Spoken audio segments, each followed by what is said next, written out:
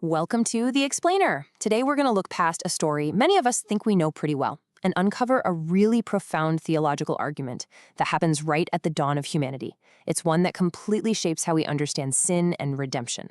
So let's just dive right in with this one verse from Genesis 3. It has been the source of just endless debate about the relationship between men and women. For centuries, a lot of people have read this and thought, okay, that's it. It's a divine command for male authority. But is that really what the text is saying? To really get this passage, we have to understand a crucial distinction that theologian Kenneth Mathews pointed out. The things God says here, they aren't prescriptive commands. They're not like the Ten Commandments, a thou shalt. No, they're descriptive oracles of judgment. God isn't setting up a new ideal. He's describing the tragic, broken consequences that now exist in a world that's been fractured by sin. And what's amazing is the text kind of gives us its own decoder ring. If you look at the exact same Hebrew words for desire and rule, they pop up just one chapter later. God warns Cain that sin desires to have him. It wants to control him, but he must rule over it. This parallel is absolutely the key to unlocking what's happening between the man and the woman. So when you see that, it becomes crystal clear. This isn't about a God-ordained hierarchy. It's describing a tragic new reality, a painful power struggle. The desire is a desire to control, and the rule is the countermove to dominate. The judgment is a diagnosis of the conflict that has now invaded the home, and it's a far cry from the unity God originally intended. But even in this really dark moment of judgment, there is this profound hope. Notice what God actually curses. He curses the serpent and he curses the ground, but he never ever curses the man or the woman.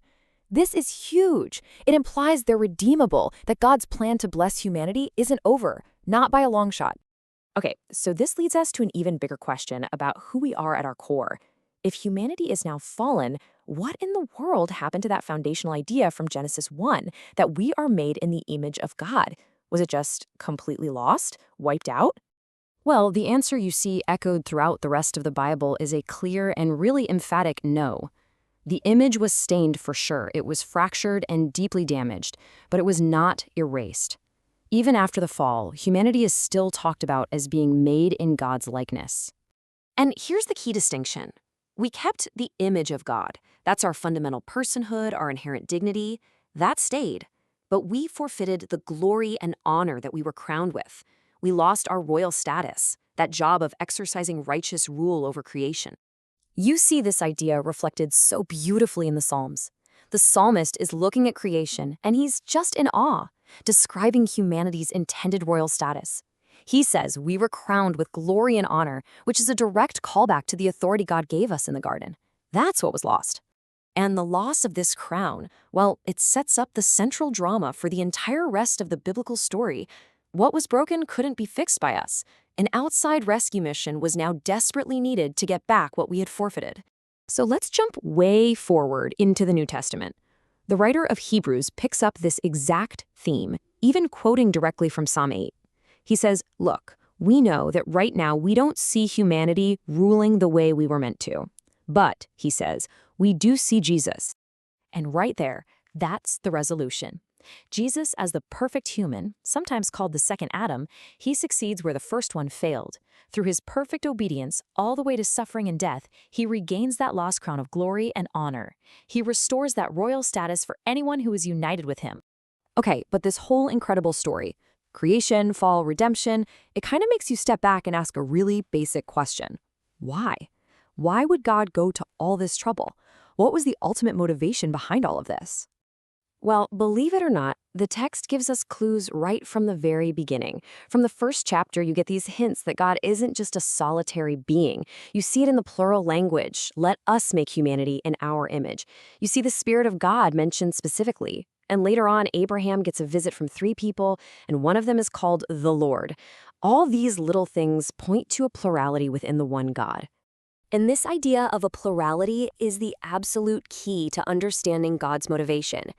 Think about it. If God is eternally Father, Son, and Holy Spirit, it means that before anything was ever created, love already existed, perfectly and completely, within God. God didn't have to create something in order to love. God is love. So this means creation wasn't an act of a lonely God who needed something to love. It was the total opposite. It was an outgoing, overflowing expression of the perfect, self-giving love that has eternally existed at the core of his being. The plan for creation, and even the plan for rescue, is just God's own character put on display for us. And so we'll end on this thought. Understanding it this way completely reframes the Genesis story, doesn't it? It's not just an account of rules and failure. It's the beginning of a grand story of rescue, a story that flows not from some arbitrary command, but from the very nature of a loving, relational God who wants to share his own life and his glory with his creation.